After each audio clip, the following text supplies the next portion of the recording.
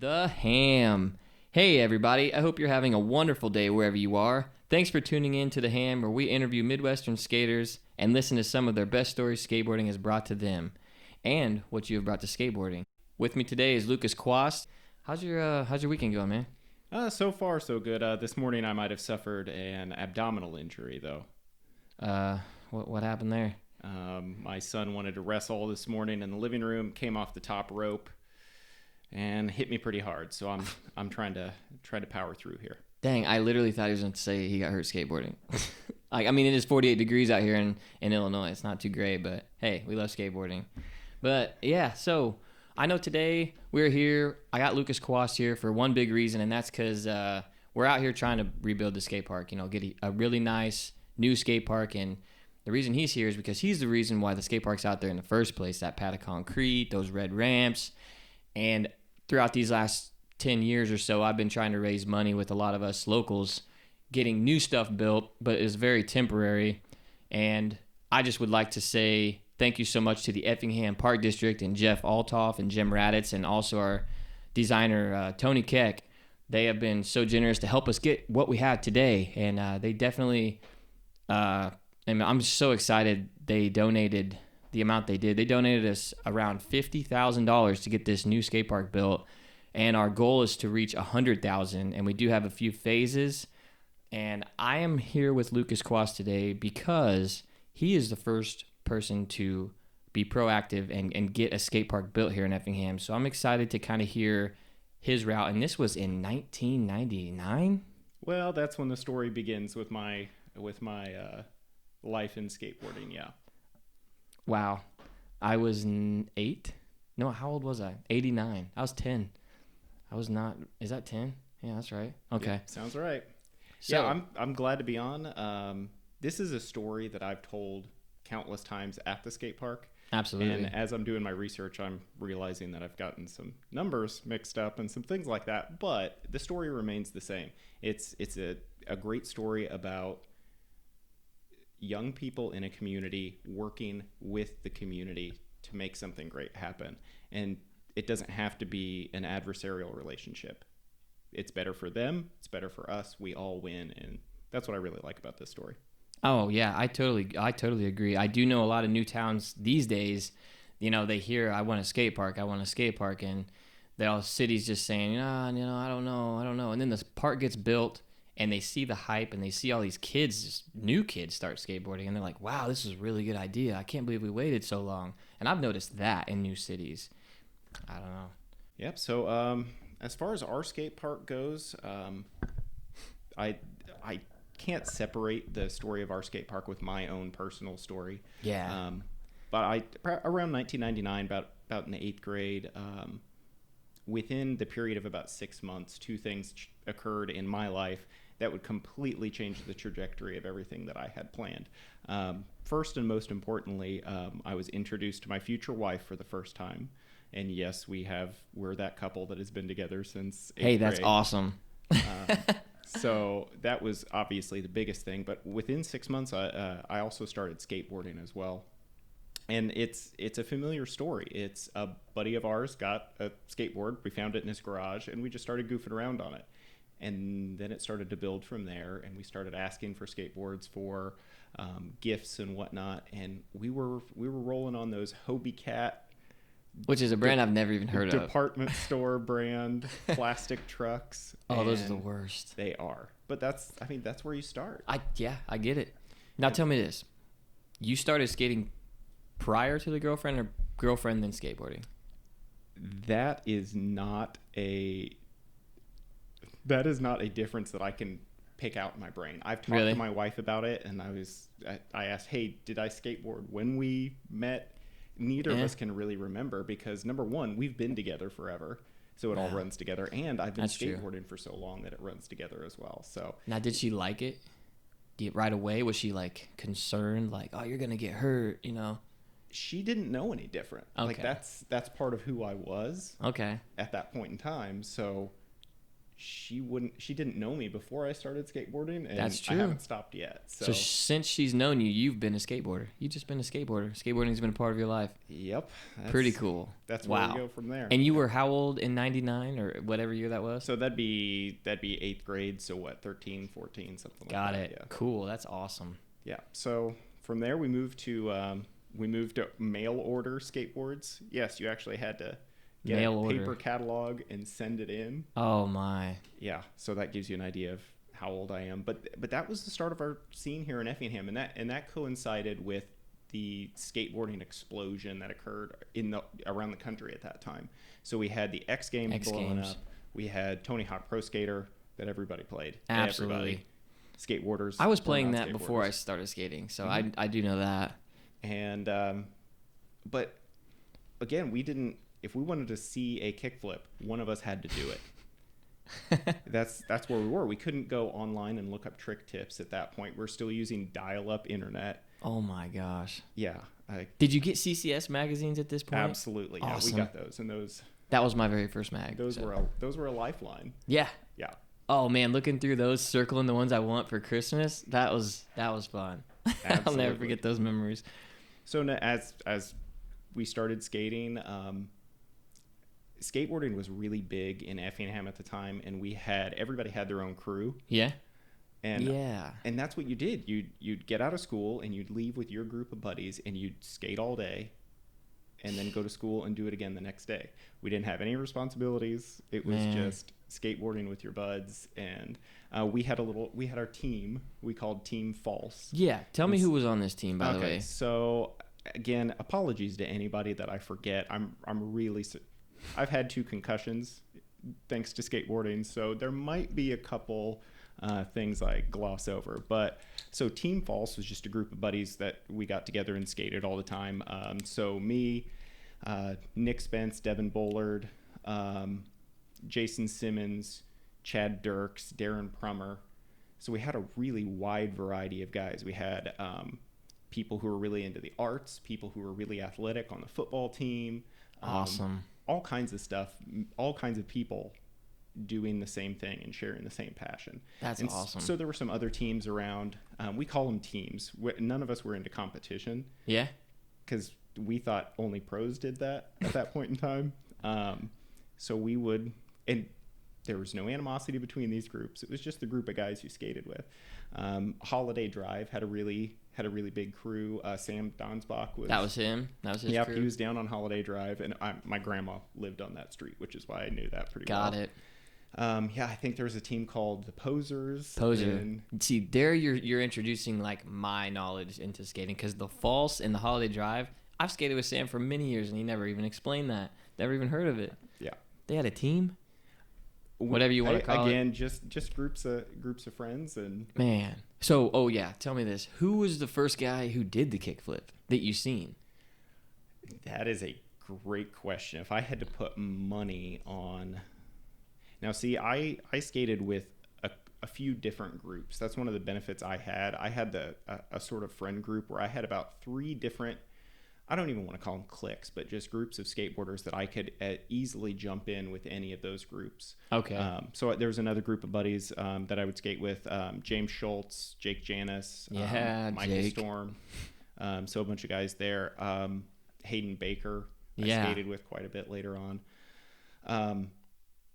What was your initial question? Well, I was gonna say, who was the kickflip? Oh, kickflip. Yeah. If I had to put money on it, I would say the first person I saw kickflip out of my friend group was probably Nick Spence. Really? Yeah. Huh. Who is still skating? Lives That's up in awesome. Chicago. Still skates. I actually recently added him on Instagram. Yeah.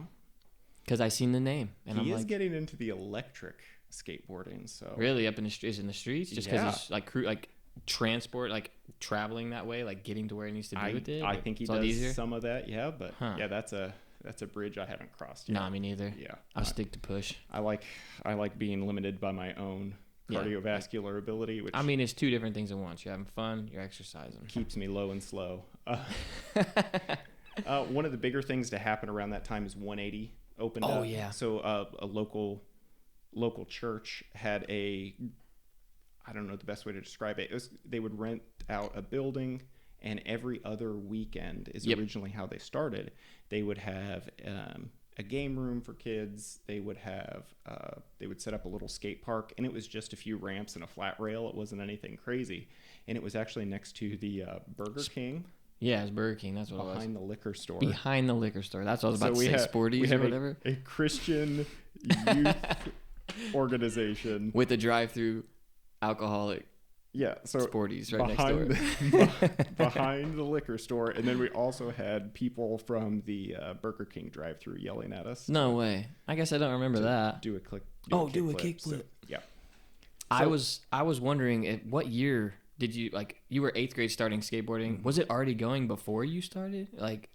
That is there's going to be some people who are going to have to correct me on that. I am not sure how all that the timeline for 180, but it was at about that time, because I remember that one night at 180, so this usually ran for 3 hours on a Saturday night, and so we would all go because they had ramps, and that was our only opportunity at that point in time.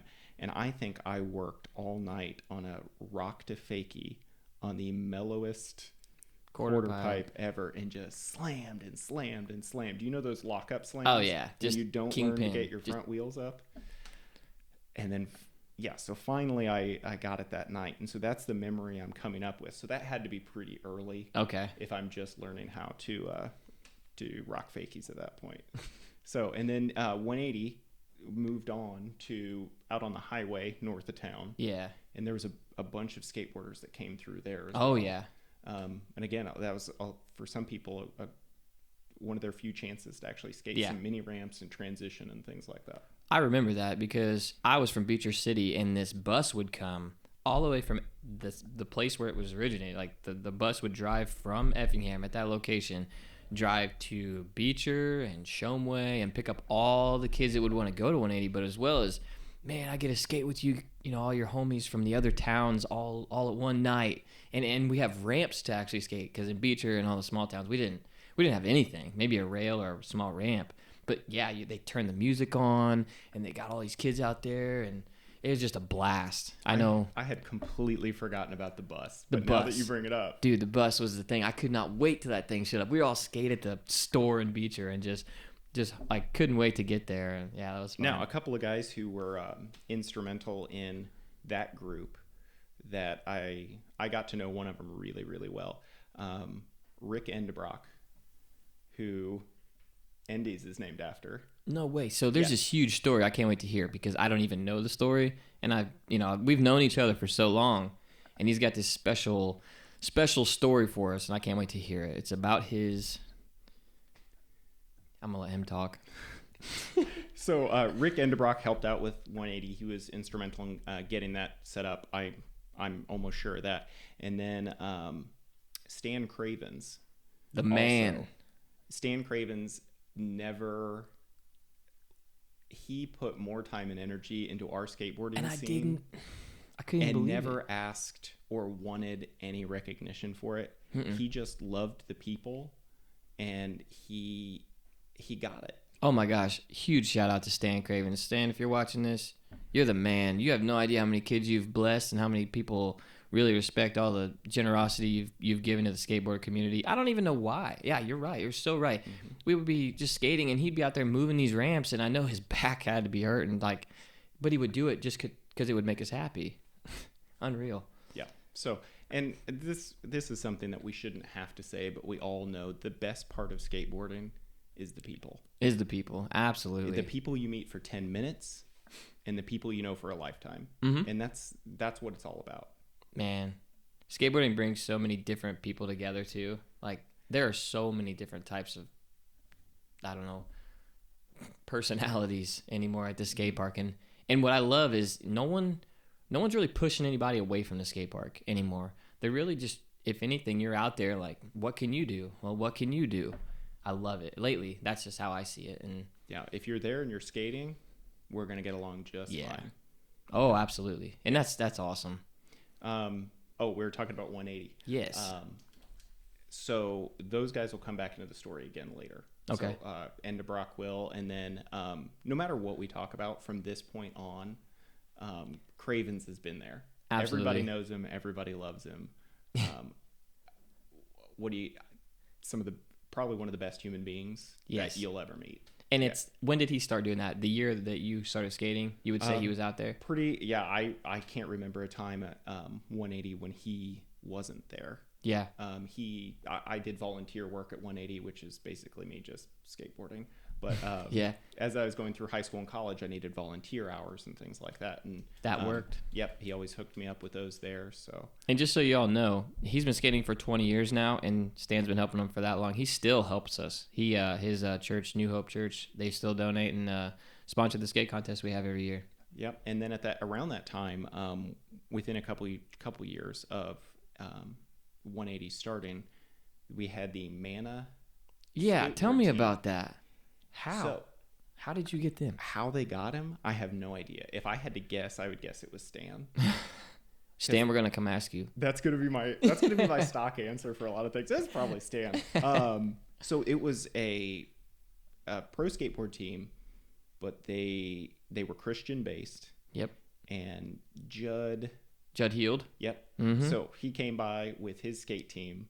Got it. And did a demo for us and gave us kind of a spiel and that sort of thing. So that was our first exposure here to people who skateboarded for a living. Any idea how long that took for him to come in? No clue. No. I was just wondering. It's all around this time. So we're talking early 2000s. Okay.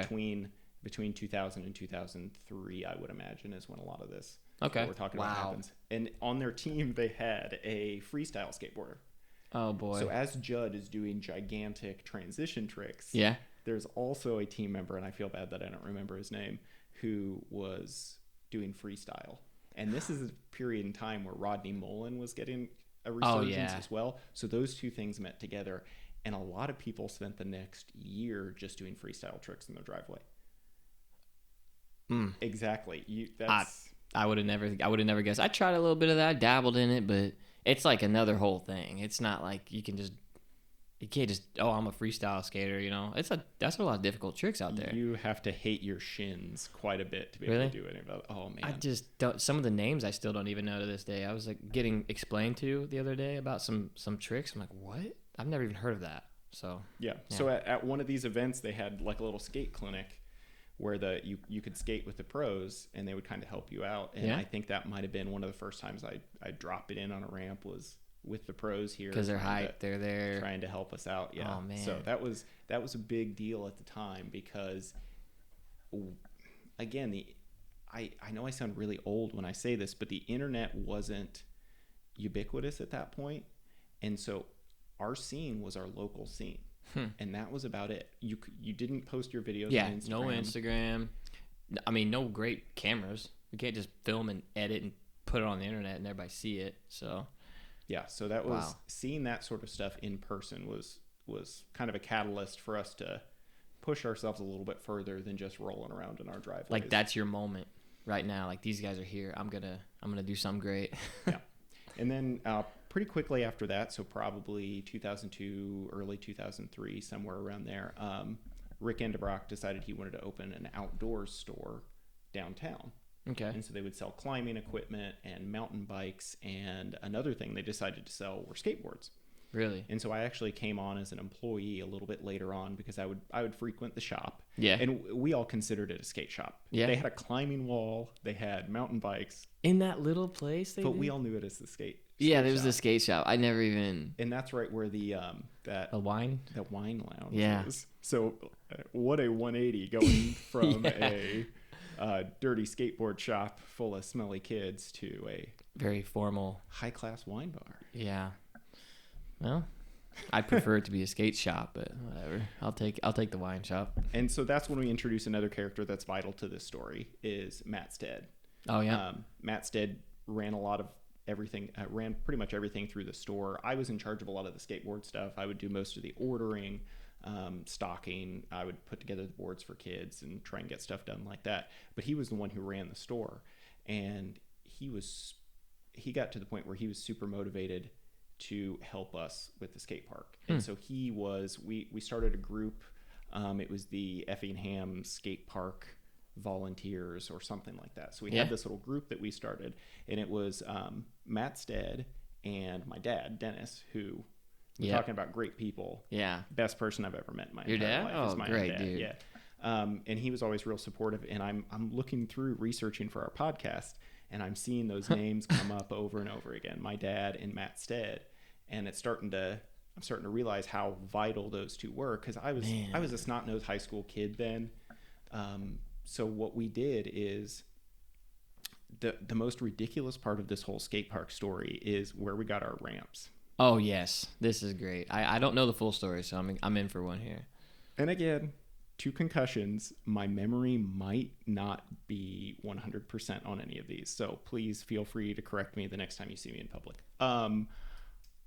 We were out, what we usually do, just going around town, going behind buildings, trying to find places to skate. And somehow we ended up behind a park district owned building. And there was a fence around the back of this building. And so obviously, what are we going to do?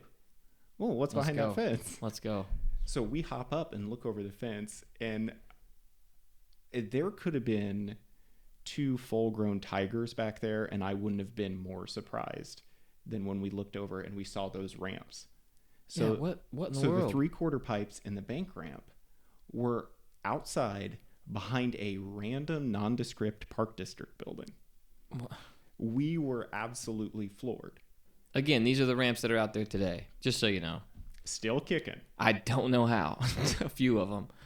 Now, we start asking around, and I cannot verify this, but the story I heard was, again, Effingham, we have 2 interstates that go right through the middle of town. So sometimes we have weird stuff happen.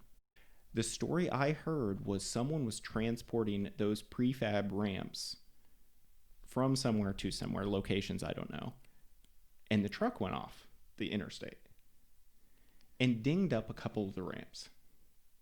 And so apparently, instead of taking the time and energy to load them back up, getting them repaired, sending them off, this is again what I heard. They offered the city to buy the ramps for super cheap. Basically, here, take them off our hands, help us cover our expenses, and we'll just start from scratch. What a way to create a skate park for Effingham. And so they saw a deal, said, sure, why not? And I'm sure they put them back there and forgot about them. Oh my gosh. So how long could they have been out there? I have no idea. Clue. Very So old. again, I could be very wrong on that. That's the story I've always heard. Wow. So at that point, we start to get pretty hyped. Yeah. What I don't get is why they're there, but the skate park, so was the skate park already built? Not even close.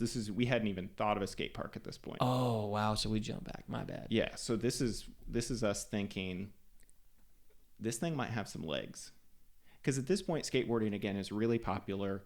Businesses are starting to get a little cheesed off because their parking lots and loading docks are constantly filled with people making a lot of noise. Oh yeah. So I think the time was right. It all came together perfectly. We found the ramps. Local businesses were ready for a break. And skateboarding had gained legitimacy at that point. You could turn on the TV and see people skateboarding. Oh, yeah. And so people started to think, okay, this is a real thing. It's not baseball. It's not football, but it is a real thing. And so I think that all came together at the right time. And we had our skate shop to base our operations from. Okay. And so I brought the idea to my dad. And he said, well, there's a park board meeting tomorrow night. Let's go. What? Yeah, there's a park board meeting tomorrow night. Let's get in the car and go. You can do that? You can just show up? Yeah, it's local government. You can show up. Let's go. Okay. So I dig through my closet and find a shirt with a collar on it. Mm-hmm. And we go, and I have no idea what I said, but it basically was, hey, you guys have ramps. What can we do to make this happen? Fully expecting to be shut down. Yeah. They said, let's take a look at it. And so we start going over ideas, and that's where we start to develop this Effingham Skate Park volunteer group. Yeah. So again, it's my dad, Dennis, and then Matt Stead. And we had the skate park to base our operations out of, so a lot of skateboarders signed on to help. Okay. And so finally we did the research on what it would take to get a pad poured. And kudos to the park district for getting the correct type and depth of concrete, because that concrete is getting pretty old. Oh, absolutely. But it still looks and performs great. And very smart of them to do that, like you said, the depth, because, yeah, keep going, sorry. No, you're fine. So at that point, we would keep going to park board meetings, and we started to develop a plan. I want to say the number was about 30,000 is what we needed. Park district said, hey, we'll pony up about 20. You guys are in charge of the rest. And I totally understand why they did that. What's the point of giving you all of what you want if you ain't going to put the effort to get what you really, deserve? Exactly. Is this something we really need? If the community demands it, then it's something we really need. How better to test if this group of people in our community is all in on this than to have them come up with about 10 grand. I totally get that. And that's kind of how things are still working today. I mean, it's awesome. I don't even ask questions. Yeah. So at this point, we had a lot of money to make. So we were looking at $10,000. And when you're a 15-year-old going to park board meetings in your jeans with holes in them and a wrinkled collared shirt that you happen to find, that's kind of a daunting number. $10,000 in 19. So this would probably be 2002, 2003. Oh yeah, that's a lot of money. Yeah. So still is today. That was a big deal, and so we started. We just dove in. Oddly enough, we actually did a bake sale. This is the Midwest; those things work. We did multiple car washes. The one story I remember from our car wash. Do you know where the dental office is next to the armory? Effingham Dental Group. Yes. By the way, Dr. Moore, you're awesome. He's my dentist. Yeah. Yes. There we go. It may have been Link at one time. Shout out to Link as well. So, but we actually, in that little parking area there, we did a car wash, and God love them, the people saw that we were trying to work to make this happen. We were very clear about where the money was going. We had a fund set up, and so they trusted it, and we made a ton of money off those car washes. And at one point, we were so busy that somebody had dropped off breakfast for us. Wow. They went through a fast food place and got us all breakfast sandwiches and stuff. And by the time we got to them, they were covered in ants. Oh, man. Just covered. But, of course, we're high school boys. We're not that bright. Yeah. One of my friends immediately picked up a sandwich. And, to be fair, he did a little... Like blew him off? Yeah. Oh, he did know they were there. Oh, yeah. He saw them. And still went with it. Yeah, nah. Yeah. I don't know. I mean, maybe back then, I guess if I was young and not care and I'm hungry and I don't have a car right now just to take off, I guess. You know. I don't know if I've ever been that hungry in my entire life. I mean, not knowing if they're inside, like if you did you blow them all off? There is no way that you could take care of that many. So car washes, bake sales, and then I had forgotten about this until I started reviewing some of my notes and things in my files for this podcast, but we actually set up a table at the Effingham County Fair, and we staffed it with skateboarders every night of the fair. Yeah. Right outside the grandstand, accepting donations. And we had a nice little table set up, and we were more than happy to talk to everybody about it. And we actually, surprisingly enough, you would think that the Effingham County Fair on tractor pull night and that sort of thing, that seems like kind of a big gap between the people that are going to show up for that and skateboarders. Yeah, huge. And I'm not saying anything bad about either group, but they're just two groups that you don't think would come into contact very often. And they were some of the best people that we met through this entire process. They were curious about what we were doing, where it was going to go, how many people were in our group, that sort of thing. So that was pretty impressive as well. So we made the point where we were starting to actually make some money, and we were thinking, okay, this might actually happen. And that's when we got word through the park board that an anonymous donor has stepped forward, and they will match every dollar that we make. So that dropped our goal from 10 to 5. Ooh. And I think we ended up pulling in about 7,400 total. All on your own. All on our own, and that was matched up to 5,000. So oh wow. So just finish it off. Wow. Yeah. So we took care of, and then anonymous donor, if you're watching and or listening, thank you so much. Absolutely, thank you so much. I mean, that was for the pad of concrete. That was just for the concrete. We just wanted a place to put the ramps. Oh man. A level concrete give place us a to pad. put. Exactly. Just give us something to skate on without getting in trouble, basically. Yeah, because so many of us didn't live downtown. We didn't live around concrete. There were some of us that lived in smaller towns around, and it was your driveway, if that. You go uptown and skate the nearest business that's got nice concrete, and you're gonna get kicked out eventually. Yep. So you would just rove from one spot to the next, and yeah. So that's what we wanted. We wanted a place where we didn't have to worry about that.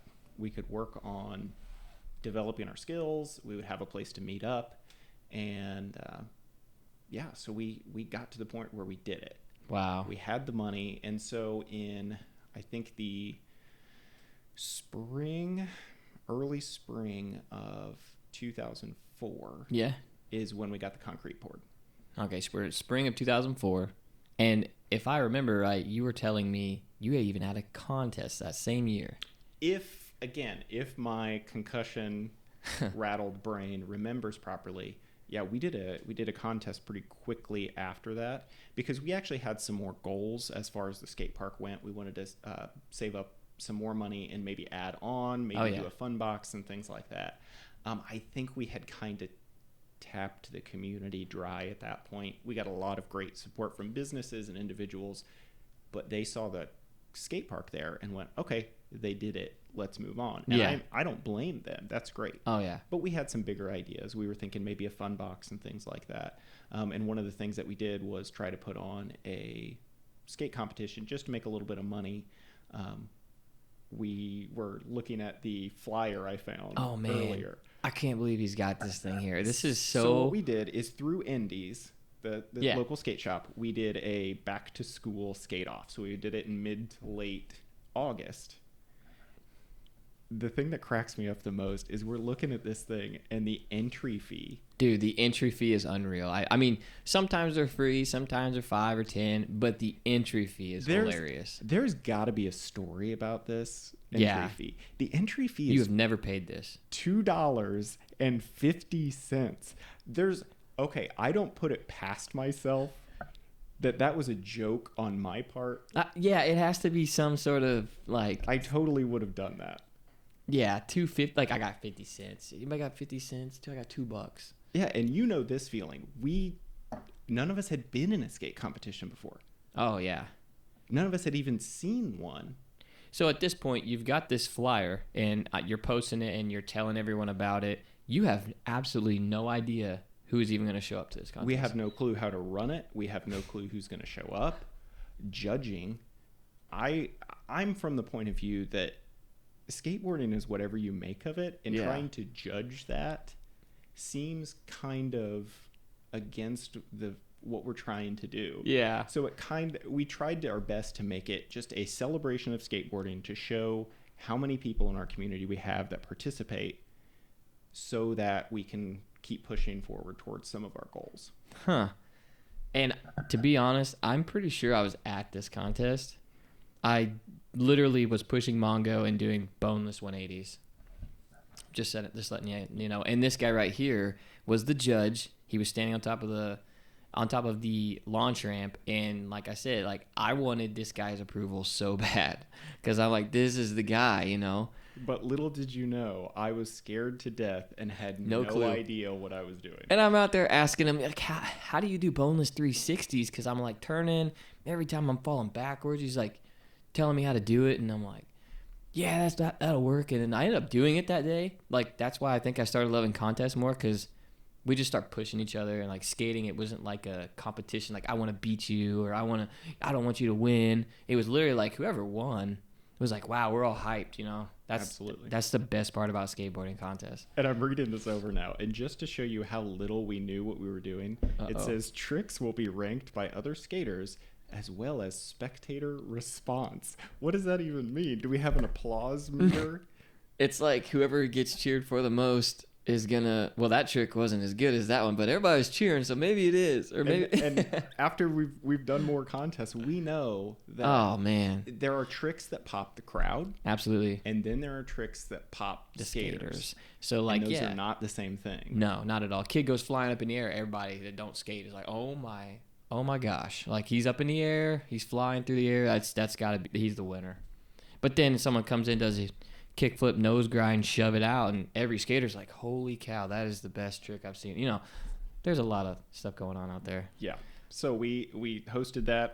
Again, shout out to the Park District for helping us with that. Also, WXEF was there, our local radio station. Oh, back then. They've always been in. Wow. They've reported skate contest results. Really? So, I guess back then, too. Wow. And the Effingham Daily News. Yes. Again, it's all community. It's this connection between a group that has a tendency to be thought of as outsiders and rebels and against the status quo, working with the businesses and organizations in their community. Yeah. And that's kind of the thread through this entire story. And it's a story that I did not know. There's so much up to this point that I had no idea about. The ramps behind the shed or the fence, no clue. Oh, no clue. And I forgot, once we got the concrete poured, so we're backing up a little bit. Once we got the concrete pad put down, the Park District still needed to work on getting the ramps to the park because they were across town. Oh, yeah. And so we finally found a day when they were going to truck these in. And at this point, it's been a week or two at least since we've had the concrete poured. And we're out there every day skating the just bare concrete. Unreal. And we couldn't have been happier. And so we find the day that the ramps are going to get dropped off. And the crowd that showed up of skateboarders just waiting. How many? I would say 40, 50. Wow.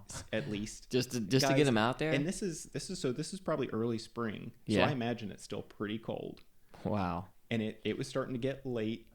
It's getting dark. We're pushing ramps. So they would pull the truck up. Skaters would swarm onto the truck and help them push the ramps off. And so they'd take off to go get the second ramp. And you're all like, what do we do while they're getting the second ramp? oh, man. We're all skating the first ramp. Yeah.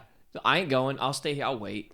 I'm gonna test this out first. You guys go get the other one. Is it something like that? Yeah. Oh, so my we have like 40 skaters there, all trying to skate the same 4-foot wide quarter pipe, waiting for the next truck. And then you see the headlights down the road, and you're like, all right, we got the next one. In. Yeah, so that was pretty awesome. We never actually got to the point where we had enough for everything that we wanted. So we had to kind of, I don't want to say we had to settle for what we could, but we wanted to put our money to good use. Yeah. And so that's where the two blue rails, the benches, that box, all of those things that are still at the skate park. They are. That's where those came from. That extra money from our fund, we went through and ordered that. And I actually went with Matt Stead, the guy we mentioned earlier, who was running Endies. We brought our tools out there, and we actually actually bolted those in ourselves. And again, that's another thing, is we have a history of doing good things for the skate park without being told, or without, I don't want to say asking for permission, but there's a trust there between some of the local skateboarders and the Park District. They know that if we're out there doing something, we're going to make it better. I think it's still that way today too, and that's awesome. Absolutely. And it began, like, that's why he's here today, because it all began with you, man. Like, it's so huge to me. Like, I guess I just felt like you didn't get enough praise on how much effort that you were putting in. And now all of these younger kids, kind of want them to know the story on, well, they come out there every day or, weekly a lot, and they skate these 4 ramps and these, the rails you built and you got there. And I just wanted them to know this is the guy that started it all. And he's the reason why we're still pushing. Why there's a lot of guys out there today that are helping me. It ain't just me, man. There's a lot of people that's come and then, helped us all put this huge committee together and keep us going, keep building. I mean, that's where we're headed. Yeah, and there's nothing special about what we've done. It's just I think we were dumb enough to try and take it on without knowing what we're doing. And it turned out great. That's the key to life. Young people listening, nobody knows what they're doing. Yeah. In just about anything. You'll pick it up eventually, but that's what life is. Sometimes you just have to figure it out on the way, and that's what we've done. Is I didn't know how to run a skate competition. I didn't know how to go talk to the Effingham Park District. I didn't know how to get $10,000. But he just went and did it. We were dumb enough to take on the challenge, and it worked out. That's so cool. Like he had all these ideas, like these ramps, concrete, skate park, skate shop, all these ideas, and all you did was just go try it, and you never failed on any of it. That's so cool. Okay, you failed. We were told no a million times. Okay, my bad. You did fail, but that's part of it. That's part you of didn't stop. The process. Definitely didn't stop. So we would go to businesses and ask if they'd be willing to fund this skate park, and most of them said no, and understandably so. Yeah. Especially back then. But we had people going door to door downtown to businesses that we knew that were kind of getting a little annoyed with skateboarders. That was our target market. Saying, hey, I know that's a good idea. I know us rolling around and making noise kind of doesn't help business. Not your favorite thing, but this is what we're trying to do, so we have our own spot. And I really think that worked. And there's a bunch of people who went door to door and did that sort of thing. Cody Rexroad. Cody Rexroad did too, did he? Yeah, he was involved with Shout out to Cody. What's up, Cody? Still skating today. Yeah. And hey, a lot of these people that we're mentioning have never skated or skated for a short period of time, but they're all part of the story too. And they're just as important. So, absolutely. Yeah. So that's kind of where I left off, because at that point I am going to college. I'm student teaching. I actually move away for a few years to teach in Southern Illinois. Shout out to Steelville. Okay. Love that place, even though they still are upset that I don't say Steelville. Steelville? Is it like one of those things, like Louisville? Yeah. Oh, okay. Yeah. So so at that point, I don't want to say I'm moving on from skateboarding, because that's not accurate. I had bigger fish to fry. Absolutely. I'm moving out of. How old are you? So at this point, let's see, I graduate high school in 2004. Okay. So this is right when all this is happening. Oh, and wow. So as I start to go through college and go towards my career, which I had wanted to do since junior high, I've always wanted to be a teacher. That's when we start to see the handoff. So I'm still skating. I'm making videos with my friends for the skate shop. Okay. I'm helping out at 180 with helping younger people kind of pick up tricks of the trade and that sort of thing. But I just don't have the time or energy for these bigger projects that have to do with the skate park. And it kind of fell off my priority list. And that's why I'm so pleased that other people, including you, pick that up and are carrying the ball now. Man, this story is awesome. Like I said, I didn't know a lot of this. Can we show your sign? Can we just show your sign? This is the original. The original sign for his skate shop. Welcome to skateboarding. That was just his board. Look at this. Original sign that hung outside of Endy's. Hey, Stead or Endebrock, if you guys want this back, let me know. It's just been in my garage. No way. You have to keep that. I love it. Sick. So Endy's was the heart of Effingham skateboarding for several years. That's where we all met. It's where we all got our supplies. I know you spent quite a bit of time there. I spent a lot of time, and I spent a lot of money. Let me tell you. Oh, another thing. One huge memory I have is I walk in, and I was looking at everything, and I remember my first board I bought there. I bought a board, and I bought a shirt, and you're going to laugh, all right? So the board was an Acme deck. It was like a 775 tiny board. And then that same day I looked in the window, and like you had like a shirt that was like half off, sun was beating down on, and it was like discolored and stuff. Bleached out, yeah. So I bought it because it was only like $5 or something. So I bought it. It was an Acme shirt. bought those two things, and then I went home and I knew, gosh, dude, that complete, like what you want is like $160, like, but it's the best of the best, like element deck and everything. So went home, saved up a ton of money, and I couldn't wait to get back into the shop. I came in, I remember everything I bought.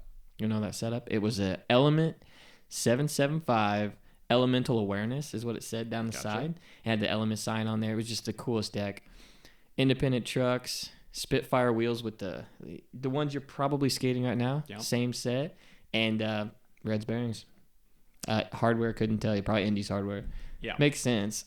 Yeah, absolutely.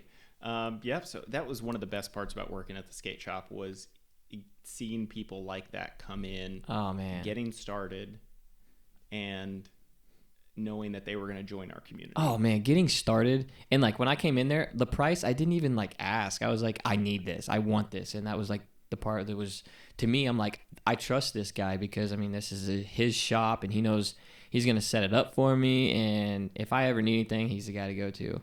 Yeah, we did. We would pride ourselves in doing whatever was best for the skateboarder. The amount of grip tape that I tore off old decks. Have you ever done that? I've done that one time, and I've actually put grip over grip. Don't ever do that. I can't tell you how many times I had a customer bring in an rip off old deck, hey, so razor tail on both ends. Can you? And grip they said, this? "Hey, I know grip tape's $5. I have $4.70 that I've saved. Can you help me out?" Oh boy, yeah, I'm sure you dealt with that quite a bit. Loved it. You did? Loved every ripping minute. the grip off? That was terrible. That was terrible. Seeing them roll off with that grip tape that they're not going to fall off of, just simple stuff like that was really rewarding. Wow, no taxes. He ain't paying any tax on that grip tape. Yikes. Those were the days. And so I was in charge of a lot of the ordering back then, and that's when I was really, at that point in time, I was really keyed into everything about skateboarding. I knew a lot about the industry. I knew all the pros. I would watch the videos. I would read all the magazines. And that's when we started branching out a little bit. So at that point, we start making our own boards out in my shed. I don't remember ever getting one of them. They were, the ones we made from scratch were terrible because we didn't have any idea what we were doing. Oh, okay. So we'd make just old long boards out of plywood and just terrible stuff like that. And that's when we would pull in people for their talents. Okay. Like you can use your artistic skills on grip tape, or we painted up some boards and sold. So that's cool. We would take the blanks that we ordered and just paint something silly on them and try and sell them that way. We're making videos because we have a TV in the shop that we would point towards the window. Yeah, I remember and that. let whatever it Loop. was play on loop. Oh. And we thought, how cool would it be if we were in the video? That would be sick. So that's when we started like stealing our parents' cameras, going out and filming some of the worst stuff you're ever gonna see. And what's crazy is I want to see that footage. Do you still have footage? I'll have to dig around. I might have something. Like you wouldn't believe it, but I want to see that footage more than you can ever imagine. Because like that is like, look what it was. Look what it was at one point, like 2004. I mean, and those are the golden years too, when you're first learning how, and everything is the biggest accomplishment in the world. Absolutely. Like, oh man, I manualed a whole parking space. Just stuff like that is the best. So skating by at night and seeing our video playing in the window downtown. Oh wow! Like that was a really big deal. And we didn't have an official skate team through Endy's. We had people that we considered part of our team, and I think you were on. Took me a minute. It was like I was terrible, guys. It was like a discount thing. 15% was worth it. All right. And we didn't do a whole lot, but if you remember, do you remember when we did the demo at the library? At the library parking lot. I don't think I was in it. Maybe I was watching. I think I watched. We pulled in some just junk ramps. They were doing a summer reading program at the old library, not the new one. The old one, yeah. And so they cleared out the parking lot for our local skate team. Dude, I was definitely not in it, but I feel like I was there. I think I was, but I was not in it. I would definitely remember being in it. Yeah, that was awesome. So again, that's us showing that we're, again, that back to that thread of working with the community rather than against them. I remember we skated in parades. So we would get a section in the parade, and we'd skate just down skate the down street. through the whole parade route. And again, just trying to show, hey, we're out here, we're part of the community, we're relatively normal. Something like that. Yeah. Oh man, back to this flyer real quick. We can jump back, but this contest shows it was August 21st, 11 to 3. Guys, I remember like June, and all I could think about all summer was I don't even care about summer. I'm ready for August 21st because I knew there was a skate contest. There was going to be an event at the park that was just built, and like it was like the biggest thing to me. I know it sounds crazy, like it's a 3-hour event and you suck at skateboarding. Like, why do I want to be there so bad? But I was just praying for no rain, praying for a ride. I turned 16 the 31st, so I wasn't even old enough to drive. So that's hilarious. And with those skate competitions, the competition part is everybody's least favorite part. Oh yeah, man. Because there's so much stress involved with judging and placing. And again, you call me in to judge quite often for the contests, and I always feel so inadequate in judging. It's tough. It's back to that philosophy of how do I tell one guy that he's better at this artistic, creative individual thing than another person. And, oh my gosh, you couldn't be more right. We're sitting here with a guy who did used to skate normal skateboards, but today, show him your board. Like, just show him what you got, if you can reach it.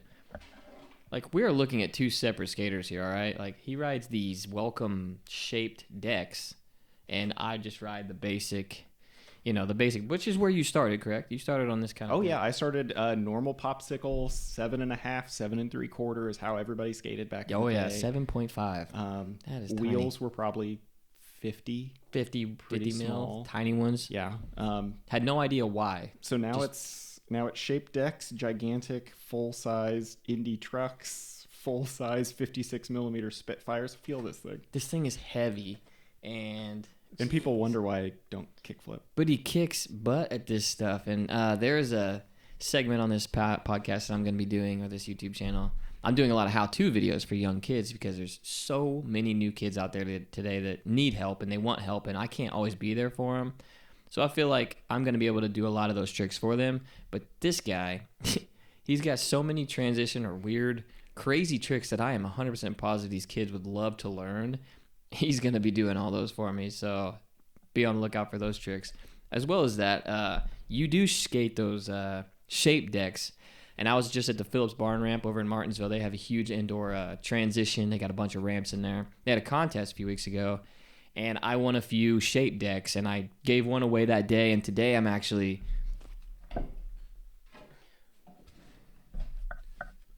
hooking up Lucas Quast with my Phillips Barn Ramp that I recently won. And I was like, I won this, and I'm like, I love the Phillips Barn Ramp. I need a Phillips Barn Ramp for the wall. But for some reason, I knew like I wanted to give this to Lucas. I mean, this is like, that is awesome. I knew you'd dig it. The shape, the nose or the tail is maybe a little different than the welcome. But you can hang it on your wall because the Phillips Barn Ramp's not going anywhere. Absolutely. It's pretty sweet. Shout out to Travis and Jen. Appreciate all you do. That's awesome. Thank you. That is a beast of a board. It is a huge deck. I think he said it was a 9.75.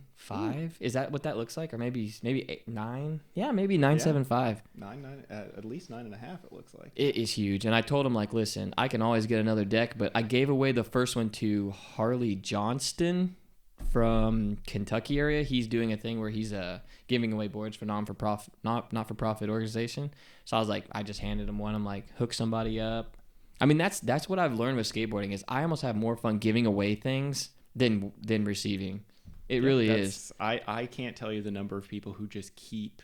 And by the way, I don't want to gloss over that lovely gift. Thank you so much. Oh, that's awesome. I'm just glad you like it. The number of people who keep stuff in their trunk for that reason. Oh, I know, right? You're the reason. You started it. You see a kid rolling around, and you can just hear their bearings from across the skate park, and you just talk. It's not new. It's not in package. It's a sandwich bag with some assorted bearings, and they light up. They're like, "Oh my gosh, dude!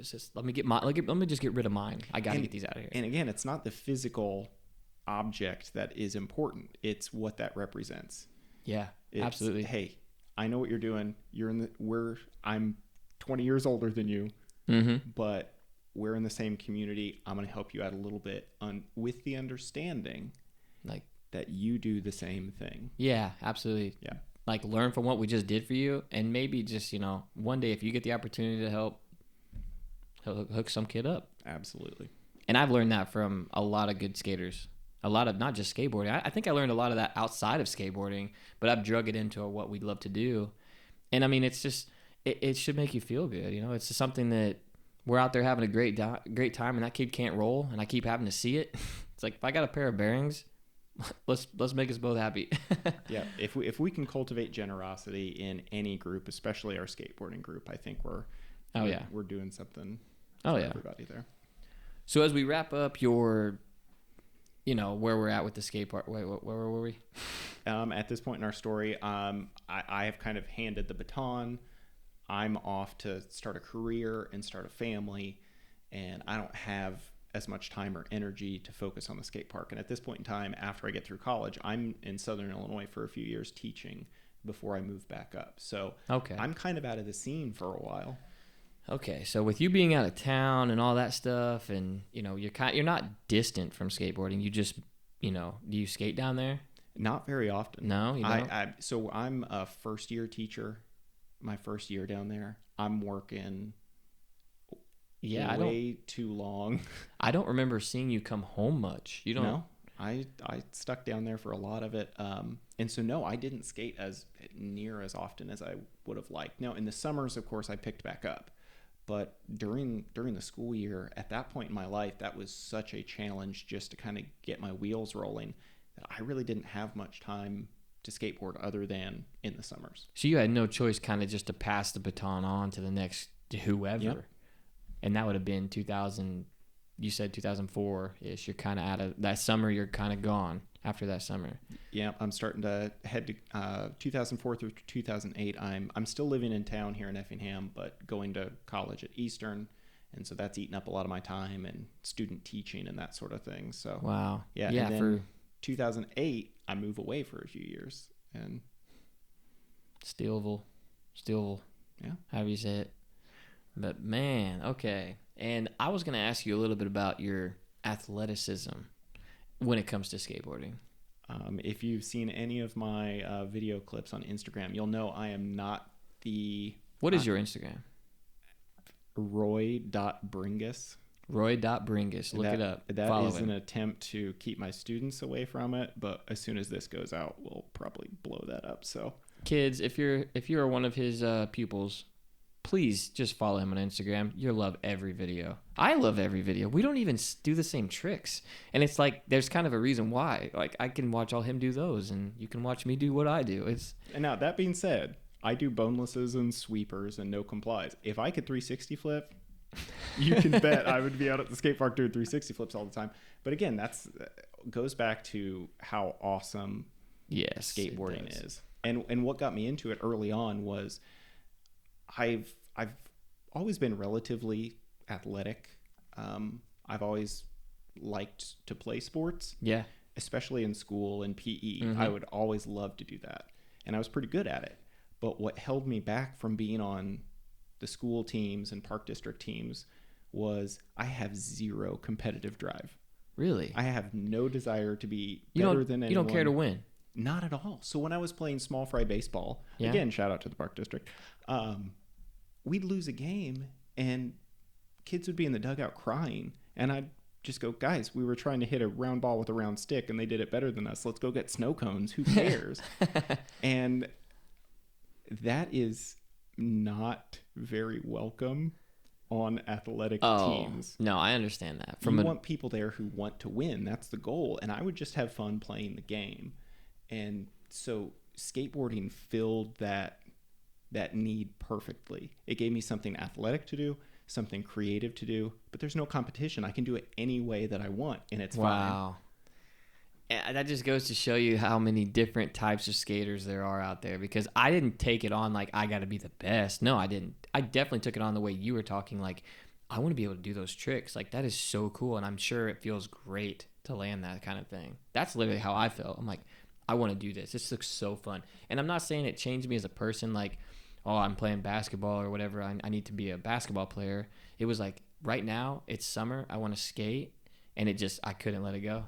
I kept doing it every spring, summer, fall.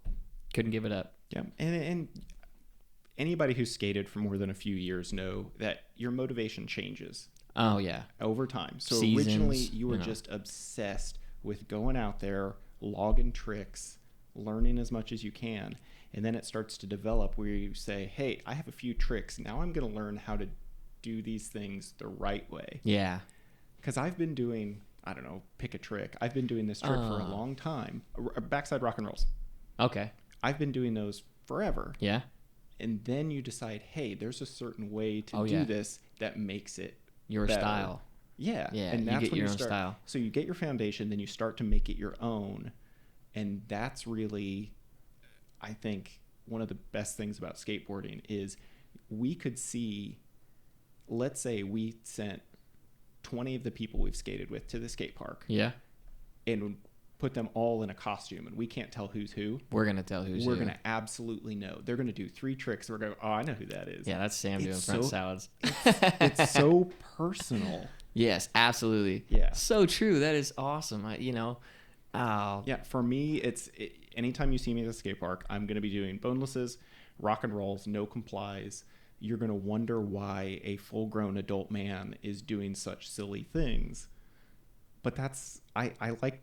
And nobody gives you any crap for it or anything. That's like so cool. Like no one's out there going to be like, what are you doing? No one will ever do that out there. I guarantee it. So somebody's out there skating. They do, I don't know, pick something that I'll never even dream of doing. They do a backflip down the handrail. Sure, they do a backflip down the handrail. I'm going nuts.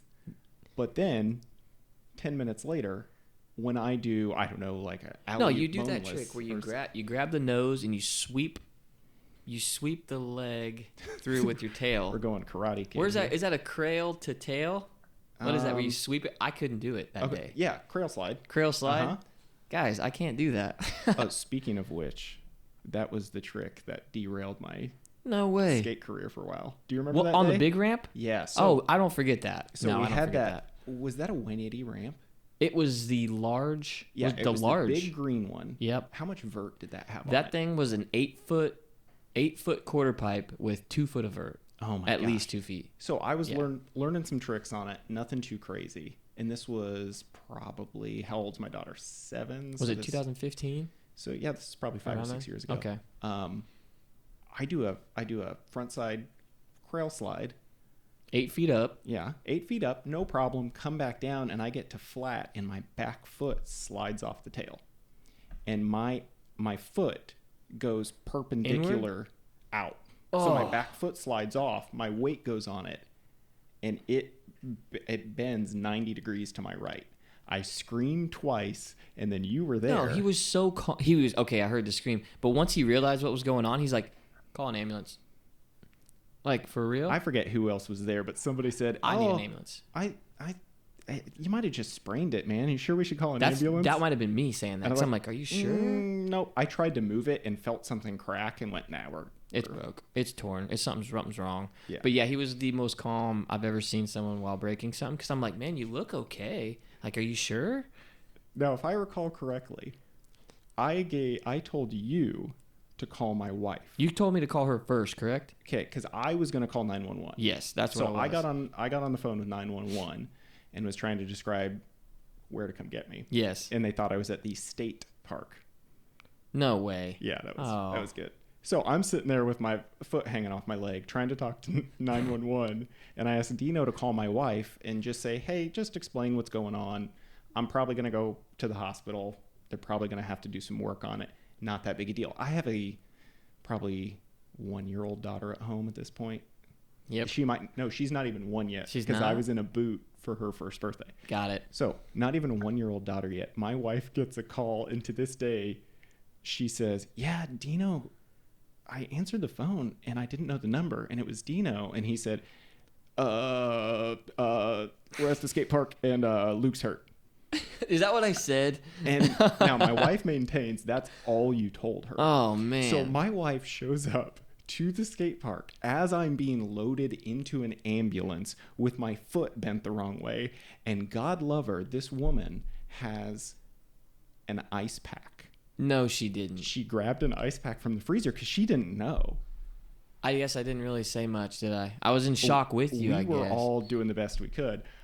So she shows up to up to the skate park with an ice pack as they're loading me into an ambulance. And it was, so I'm not in the best shape at that point in time, but I'm still busting up because she's going to give me a ice pack and a Tylenol and just make it all cool. Oh man. And I had, like I said, at this point, I really didn't know how bad it was, but I was so nervous. I'm like, when you said 911, I was nervous. Like, oh yeah, I gosh. knew immediately I had done a lot of damage. But now I'm out skateboarding now. I've had to change my style a little bit. So I got a bunch of pins and stuff. A plate in there. Hey, shout out to Dr. Lee for making that happen. Wow. Did it hurt your flick foot? Was it your flick foot? It's my back foot. Your back foot? And I've never had much of a flick anyway, so not a problem. Anyway. Yeah, also on that ramp, that green ramp, you were behind my best trick ever in my skateboard career. Really? And you probably don't even remember it. So we're skating the big ramp. Okay. And you know I can do backside disasters. Back D's, yeah, okay. And you say, do it on the big ramp. And I think you're absolutely insane. But you know how when that's a big ramp for us. I mean, out there, absolutely. It's a nice ramp. When you get a couple guys together. And you're hyping each other up. Absolutely. So I made the mistake of getting hyped up. And you pushed me to try the backside disaster. And I gave it a few shots and I was getting there.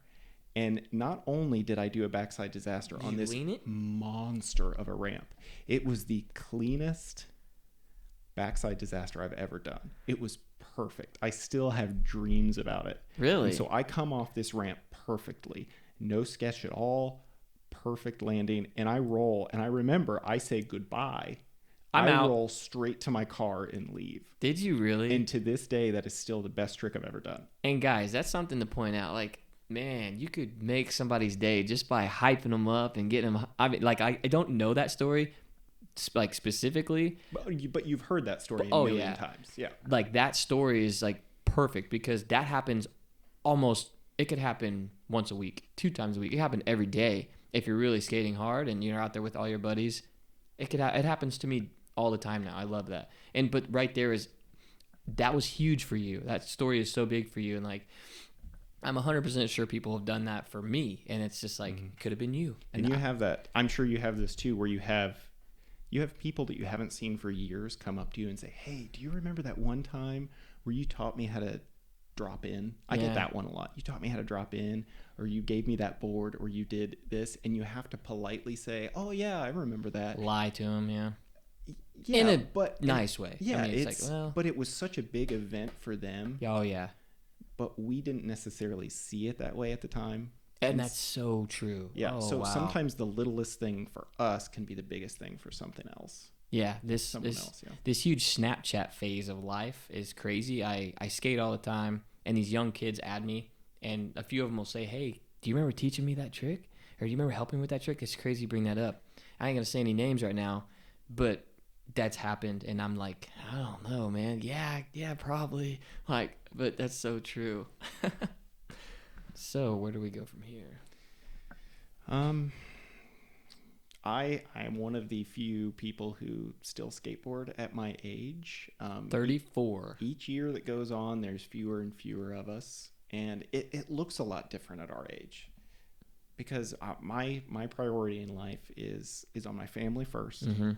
So I have a lovely wife that we've talked about a couple of times, and then 2 of the best kids that you could ever imagine. Was her first board a creature deck?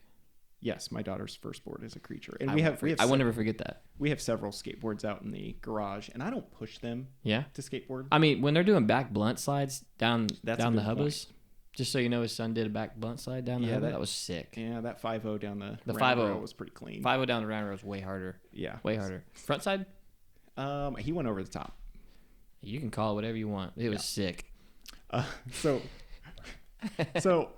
they play around on a skateboard. They know Dad's skateboards. A few years ago, I was in the competition. Yes, he was. What'd you end up winning? And my daughter was there. Oh, yeah. Yeah. And I brought my daughter because I wanted her to see Dad skate. Yeah. And like when I say, hey, hon, I'm going out to the skate park, this is what I go do. Yeah. And I assumed that first prelim, I'd skate, she'd clap, I'd take her home, and I'd come back and help out with the rest of the Yeah. contest. Nope. I get past the prelim. Nope. And again, this entire contest, I didn't do a single ollie. Yeah, I remember this contest very well. Because this is, and you were skating which division? Intermediate. The intermediate division, which is probably the most jam-packed. You'll have your beginner amount and your intermediate and your expert and the expert and, beginner. You got this crew of skaters that are, out of beginner, not in advanced, and just tons of kids that have a lot of talent. Just let me put it that way. And then, so and he's in the mix. On average, 20 years older than anybody in this division. And again, like we talked about earlier, I'm not super competitive, but I don't want to say I get compliments for the way I skate, but people recognize that it's not what you usually see. Absolutely. And so one of the reasons that I was participating in those contests was I wanted other people to see that. Yeah. Because the people that go in expert are insane. Like the things they do with a skateboard shouldn't be physically possible. And I am a big proponent of that. But a lot of skateboarding isn't that. Yeah. A lot of skateboarding is going to the skate park and making your buddy laugh by doing something dumb. Yeah. And so that's what I was trying to go for. So I passed prelims. My daughter is out in the sun. Yeah. She's not very old at this point. We're having some trouble. It's like, okay, babe, I gotta skate in the finals here for intermediate, and then we'll go home. Because I assume I'm gonna be bottom tier in intermediate and go home, and I'm okay with that. That sounds great. I get through intermediate. Not only do I get through, I win. No, he killed it. All right, he landed. I don't think you fell in the expert. I don't think you fell in the finals, because I remember being on the mic. And I'm just looking over at Brock and Troy, and I'm like, did he just win? Did he fall? And it was just like your moment. It was a moment for Lucas, and it was beautiful to watch because they're all tricks where I'm not going to do, but I got to sit back and, did I say that right? Was that what that's called? Yeah, there were a few times where I would do something and you would just say, whatever that's supposed to be. That trick. Yeah. Y'all seen it, right? and if you're watching me the whole time, I got compliments afterward by people saying a lot of these skateboarders out here look very serious. And that's on purpose because they're focused. They want to win. They want to land stuff. The whole entire time I was skating, I had a big goofy smile on my face just because I love rolling around and doing dork tricks like that. And that's something that you can get sucked up into. You take something so serious, like you get yourself worked up in pressure and almost to the point where you're not having fun. And I definitely never want it to be like that. And you'll get that eventually, I feel. I think everybody goes through that phase. Yeah. Where you take it so seriously that you start to get angry. Yeah. And it's not fun. It's not fun. It's not healthy. You don't feel good when you get done. Like, yeah. I mean, every time you lost, you had fun every time. Absolutely. Every time when you won, you had probably the most fun, but it was like self-imposed to be. I mean, you didn't care if you were happy, or you didn't care if you won or not, like at all, did you? Not a bit. So at this point, I win intermediate. Shocked. So you are going through the places. Fourth. Yeah. Third. Well, yeah. And at that point, I'm thinking I skated pretty well. Like, I might have an outside shot for third place here. Yeah. Because the problem is when you're skating, it's a jam format, so you can't see the other people. I had no idea how anybody else skated, but I knew a lot of those people, and they're a lot better than me. So I assumed once we got to about third place, I was like, okay, I'm packing my daughter up, ready to go home and get her some Teddy Grahams or something. We are not sponsored by Teddy Grahams, but Teddy Grahams, if you are interested, let us know. We'll put it right here. So I'm packed up. We're getting into the car, and I hear, first place, finally, after all these years, something like that. Nailed it. No, it was crazy, all right? Like 5 guys skating. I think there's a 5-person jam format for his finals, and he didn't hear fourth, third, second's coming around, and he freaking won. And we all knew it. I even knew it before I talked to the judges, just so you know. And I was legitimately probably the most surprised I've ever been in my life. Well, you landed, it was a 3-minute jam, and I think I never stopped calling out tricks. You were doing trick after trick after trick. And, I was any tricks being almost landed or landed, I was making sure I seen, which is tough with 5 guys. Yeah. But, the majority of the time I was hearing Lucas Quast landed a trick. And now a little secret about that Yeah. final run before we continue that story is one of the trick. I think it was my last trick on the bank ramp. I did a no comply varial flip. No, I don't forget that. It was a flip trick. Flip. Yes. I've never done that before, and I've never done it since. And Here's why. Okay, let's hear it. I had just recently learned no comply 360 hard flips. I remember you filming that. Yeah, Yeah. we were filming at the skate park. So I'm landing them kind of sketchy. I can do them to fakie every once in a while. So I think, all right, I'm going to end my run. Trying that. It doesn't pop. And I roll up there on the bank ramp. On the bank ramp. So when you do this properly, that thing should pop chest high. Oh, yeah. It doesn't pop. It just flips over backwards. Like a pressure flip or a hard flip? Like a hard flip. Like a hard flip, okay. Almost barely off the ramp. I'm like, oh man, I blew it. I stick my feet down. You just went for it? And stuck it. Oh, And wow. So I thought you meant to do that. Absolutely not. Well, I didn't even know what to call it because when you stepped off and everything, I'm like, I don't know how the board flipped, but I may have called it right. But it was awkward for me to see. So if you, I don't know if video footage exists of that, but if you see it, I just have gigantic dinner plate sized bug eyes because I've never landed that trick before. I've never landed it since. And I did it in the finals of a contest. Final trick as well. Yeah. So Guys. at this point, I remember if you place first in intermediate, You're bumped straight back up to the advanced. You have to compete in the advanced. Yes. So I throw my daughter in her car seat, buckle her in. Thank goodness I live pretty close to the skate park. Yep. So I go take my daughter home. I don't even go inside. I just say, go, go, go. Mom steps out the front door and says, what's going on? I won. I got to go back and skate. See ya. I'll be Slam back. the car door.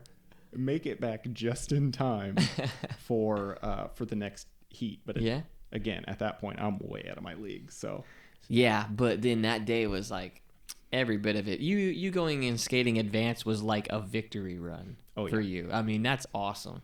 That is like one of the best stories I've heard from anyone going from intermediate to advanced, and then like it doesn't matter at that point. You're just like, this is me having fun. This is what I love to do. Yeah, and if you would have pointed to me on that day and told somebody, hey, that's the guy that won intermediate, they're like, that's just some random dad in khaki shorts. What? No, man. If they only knew you that day. But that's it. I'm the most nondescript dude you're ever going to see. Yeah. Like, I do not stand out in a crowd at all. Nobody in a million years would guess I'm a skateboarder. But again, that goes back to how awesome this is. Yeah, I love skateboarding, man. There's nondescript, generic dudes like me. There's people with all we include all kinds of races and religion, age groups. So you'll see guys my age teaching 7-8-year-old people out at the skate park. We all come together because of this piece of wood we put wheels on. It's amazing. It's the best. But man, Lucas, this story has been so smooth, so good. I'm so glad we could share this story with everybody here on my channel and in Effingham, because I feel like all of these kids, like, they come there and skate now, and it's growing to a different sort of vibe and culture out there. The younger kids, even me, I'm 31, you're 34. The 15-year-old kids are not saying they're doing different tricks, but it's a different vibe anymore. But I'd like them to know where we originated and how it all started. And this is a great podcast for you guys to watch and see that, because really, I would love to just say that, yeah, there's a group and there's a committee of us, but Lucas had a dream and a passion, and he loved it, and he never gave up. And look where it's gone from him and to people like me and everyone else helping me. And we surrounded ourselves with quality people who shared our enthusiasm. Absolutely. It never stops to this day. So Effingham Park District, thank you guys so much. Even not just me, but like, you helped him get it started. Now you're helping us, and he's still a part of it. And I just want to let everybody know that. Shout out to Tony Keck, Jeff Altoff, Jim Raditz, anyone a part of the Effingham Park District. Can you think of anybody else we need to thank through the years here? Stan Cravens, again, you can't stop on Stan. Nope, Stan's great. Yeah. My dad, by the way, small story about my dad, rode a skateboard once. He broke his arm. Shattered his wrist within 10 minutes. I just found one of the pictures of that. I remember him telling me that story. Yeah, so he is a lifetime skateboarder, even though he only skated for 10 minutes. Yep. You automatically get membership. He's definitely club, alum, straight in, Absolutely. no matter what. But guys, thank you for watching. If you finish this all the way through, my best friend here, Lucas Quast, he's done lived the dream, and he's still gonna keep living it. And great dude. Episode 1 of my podcast for the Ham is now official. Thank you so much for bringing all your props, and man, I can't wait to see you guys next time. Thanks a lot.